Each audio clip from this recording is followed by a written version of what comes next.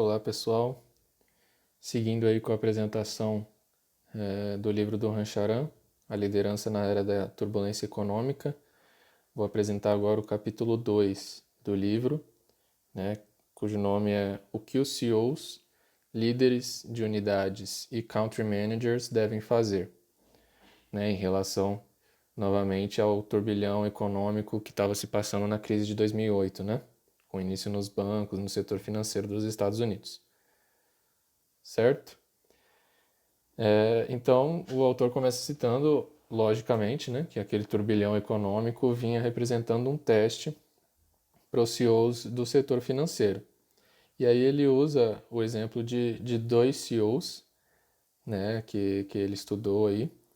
O primeiro foi o Jamie Dimon, né, CEO da JP Morgan Chase, né, que foi convocado, né, a empresa, né, a JP Morgan, ela foi convocada a adquirir a Bear Stearns e a Washington Mutual, né, Washington Mutual. Porque o que aconteceu?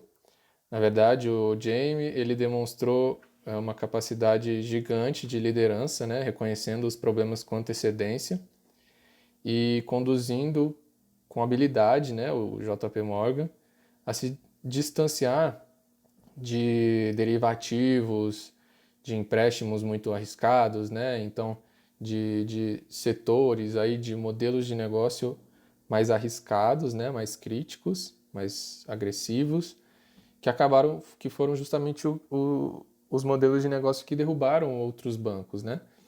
Então, nesse caso aí, o JP Morgan ele foi convocado para adquirir esses dois bancos que estavam quebrando, né? Essas duas instituições financeiras que estavam quebrando pelo próprio Fed, né? Que é o Banco Central lá dos Estados Unidos. Então esse foi um exemplo de um líder que o autor trouxe. O outro seria o John Tain, né? CEO da Merrill Lynch, que vendeu a Merrill Lynch pro Bank of America.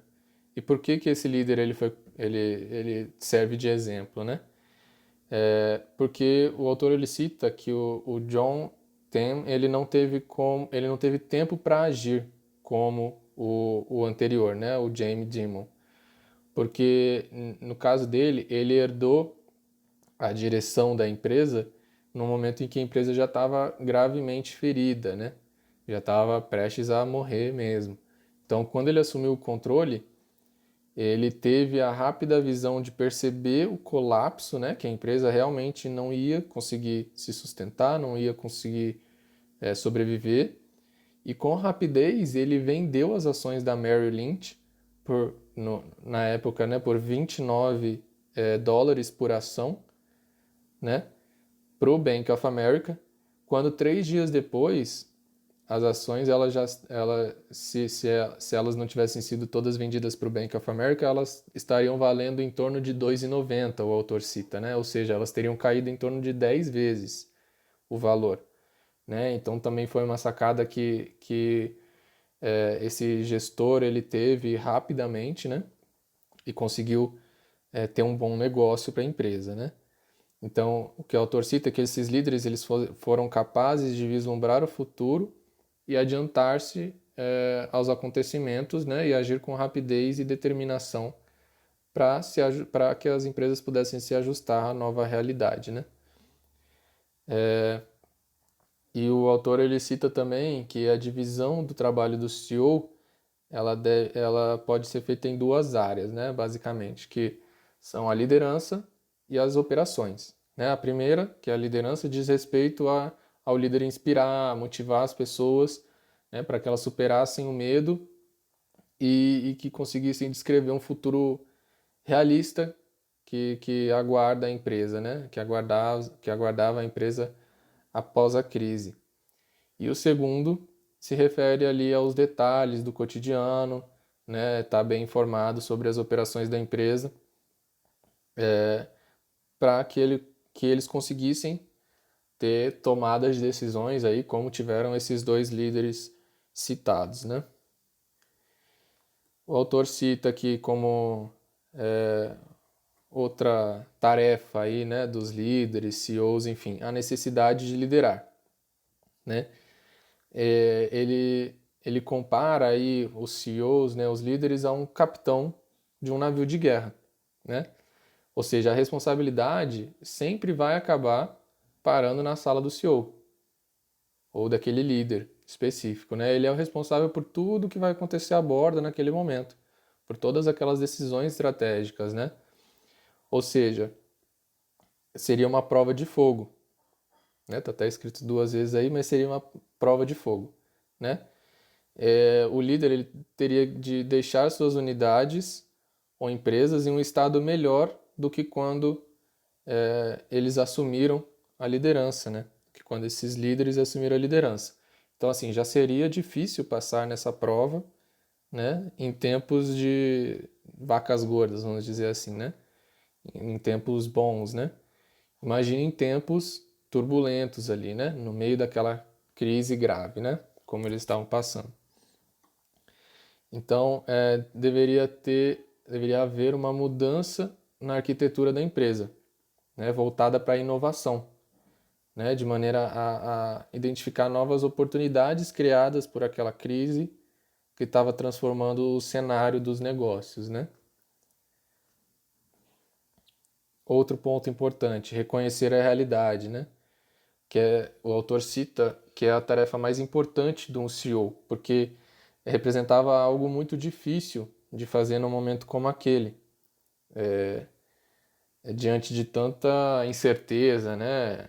Muitas pessoas entravam simplesmente em negação, não queriam acreditar no que estava acontecendo e era muitas vezes é difícil, né, da pessoa parar e pensar de maneira realista, né? E aquilo era extremamente necessário para o CEO, né, para o líder. E evitar, logicamente, o pensamento abaixo, né? Isso vai acabar logo e voltaremos ao normal, né? O autor ele cita, não acredite nisso, porque apesar do fato de que não sabiam, ninguém sabia como seria um mundo novo, né? A única coisa da qual não existiam dúvidas ali era de que aquele líder e a sua empresa, né, consequentemente, eles iam estar diferente 2 anos depois daquela crise, por exemplo, né? Então, com certeza as coisas iam ter que mudar. Aquilo era a certeza que eles tinham, né? E não acreditar nisso poderia estar condenando a empresa ao fim, né? Outro ponto, mude a psicologia da sua empresa. Então, era necessário mudar a psicologia da empresa, convencer os empregados que a empresa tem como superar a crise, né, e que requer ações urgentes, ainda que essas ações elas fossem dolorosas, né, como reduzir o número de funcionários. Mas todos teriam que estar engajados nessas mudanças necessárias, quais fossem, né? Apresentar argumentos convincentes e um plano confiável, né, para mostrar que realmente aqueles problemas eles poderiam ser solucionados, né, e que a empresa teria como sair daquela situação ainda melhor, né? Essa mensagem, inclusive, ela seria importante tanto para os funcionários da empresa internamente, né, como para os investidores também, né, que também precisavam naquele momento ser tranquilizados, né, e ouvir explicações do que estava sendo feito, para que eles também não deixassem de investir na empresa, não deixassem de acreditar, né? E por fim também, nesse tópico, né, seria necessário o apoio do conselho de administração, porque o novo plano, né, para o futuro da empresa, ele teria que ter o apoio do conselho. Então a psicologia junto ao conselho também precisaria mudar, certo? Outro ponto que o autor cita, seja ousado. Era um momento ali de ações ousadas, não hesitantes, para transmitir a convicção para as pessoas da empresa. Elas precisavam ter essa confiança nas ações que o líder estava tomando. Outro ponto, ser transparente. Explicar como o líder, no caso, chegou àquela decisão, por que ele acha que ela é a melhor, como as ações vão aproximar a empresa do que ela deve se tornar, para que fique claro para todos os funcionários e para que eles realmente se empolguem e apoiem também aquela mudança. Realizar manobras ofensivas, não apenas defensivas. Por exemplo,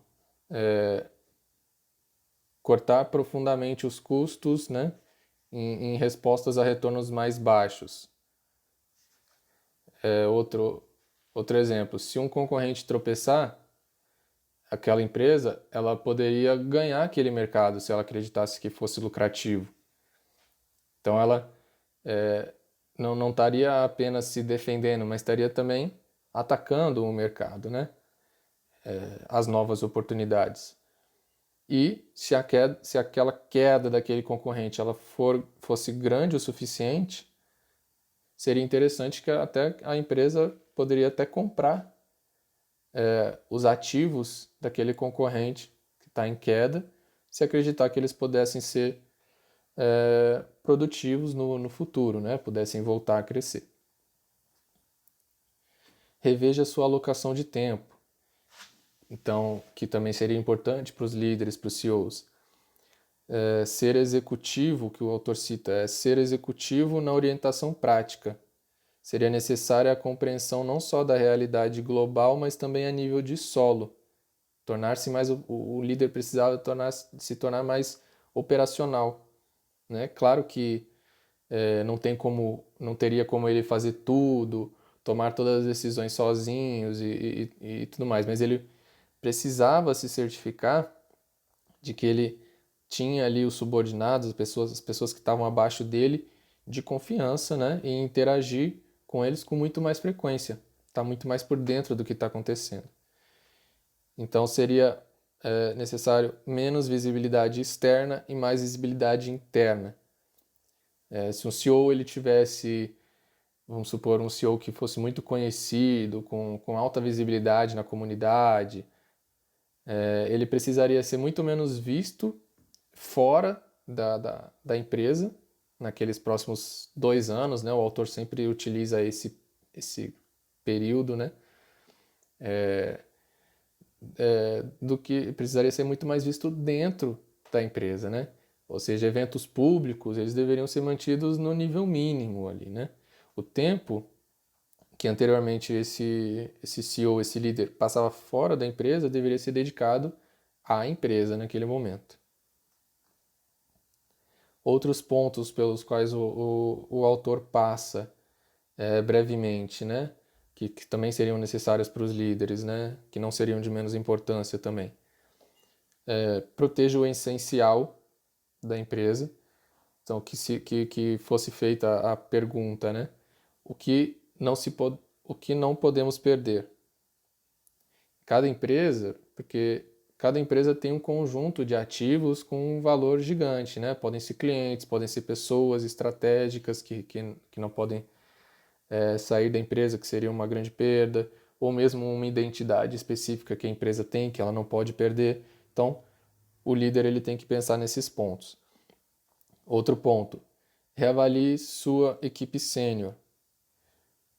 Seria necessária a verificação se a equipe gerencial ela tem a capacidade e a mentalidade para liderar o cenário, para liderar no cenário vivido, no cenário que eles estavam passando, né?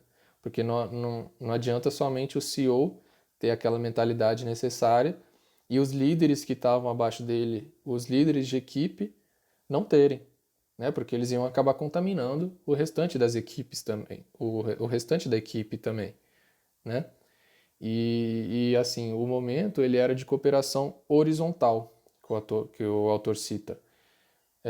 Não havia espaço, por exemplo, para concorrência entre os sêniores, né, os líderes. O autor ele cita até como um exemplo que alguns poderiam, em momentos normais, né, tentar omitir informações para dar a impressão de que está tendo um desempenho melhor, enquanto eles culpam os colegas por algo não ter acontecido. E assim, esse tipo de discussão, esse tipo de interação não poderia acontecer. Todos deveriam estar trabalhando juntos naquele momento. E o CEO, o líder, deveria conduzir aquilo dessa maneira. Outro ponto, seja transparente. Né? O fluxo de informação e motivação era extremamente necessário naquele momento. A mensagem, ela nunca é entendida da primeira vez, né? O que o autor cita. Ela deve ser repetida várias vezes para que todos compreendam e estejam juntos, seja desde os líderes até as pessoas do chão de fábrica, certo? Então, a informação ela deveria ser muito bem passada, deveriam ter meios de comunicação dentro da empresa muito claros, para que todos estivessem no mesmo nível de informação e se mantivessem empolgados ali, né? Motivados. Outros pontos que o autor traz. Mantenha a visibilidade. Seria inspirar mantendo-se visível. Que seria o quê? O simples fato de se manter visível, incentivar as pessoas, conversar com as pessoas, poderia inspirar essas pessoas dentro da empresa. Então o líder ele devia andar pelos corredores, visitar as fábricas, conversar com as pessoas que estão ali no nível do solo. O autor cita esse termo, né, a nível de solo, porque além de ajudar a entender como que essas pessoas estão passando pela crise, o líder ele também vai estar mais próximo da realidade da empresa e ao mesmo tempo vai estar motivando essas pessoas, né? Outro ponto, verifique os números diariamente. Já foi comentado aqui nesse livro também do Rancharan, né? Fluxo de caixa, margens, estoques, contas a receber, esses indicadores eles devem ser acompanhados diariamente para que todas as ações que fossem necessárias sejam tomadas no menor tempo possível, né? Administre olhando o caixa. A administração voltada ao caixa seria diferente de administrar voltado aos lucros contábeis ou ao faturamento, como também já foi citado. Significa que a empresa precisaria abrir mão de certos clientes, produtos, eliminar a complexidade de certas operações, né, e ter um negócio mais gerador de caixa. Um negócio que rodasse mais rápido e que significasse em mais caixa para a empresa num menor período de tempo. E, por fim, os 2 pontos que tem nesse slide, que são: saiba quando mudar sua estratégia, que significa que o líder ele deveria se manter atento às novas oportunidades, como eu já citei, né? Pensando não somente no curto prazo, mas também no longo prazo, que seria o pós-crise, sempre procurando uma maneira de sair mais forte da retração, né? De olho nas oportunidades. E, por fim, definir um ponto de verificação para o curto prazo, também em linha com o que já foi citado anteriormente. Deveriam ser eliminadas as metas anuais e a mensuração dessas metas de maneira trimestral, porque o momento ele não permitia que as informações chegassem de maneira tão lenta, né? Essas informações elas precisariam chegar rápidas e as ações necessárias precisariam também, consequentemente, ser rápidas. E trabalhar com um horizonte de tempo mais curto naquele momento.